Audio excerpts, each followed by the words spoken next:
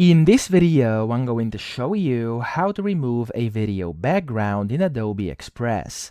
Now to do this, first you want to open a video inside one of your designs or projects, and then from here you have to click on it. Now as you can see, I'm going to play this for you right now. It's just a simple video. There's some flowers with the background. So what I'm going to do here, I'm going to actually go to the top left here where it says edit. Make sure you click on edit over here, and you can see one of these tools here is called remove background. So it says it's going to remove video background, keeping the subject. Now, of course, this is not going to be perfect for every single video or scenario you have, but if you have like a clear subject and a clear background, which is different to the subject, it's going to do quite a good job. So I'm actually going to just click on remove background over here, and depending on the length of your video, it's going to start loading. So you know this tool is working when you click on it. Over here, it's like sparkling, and then here it says it's like a spinning circle.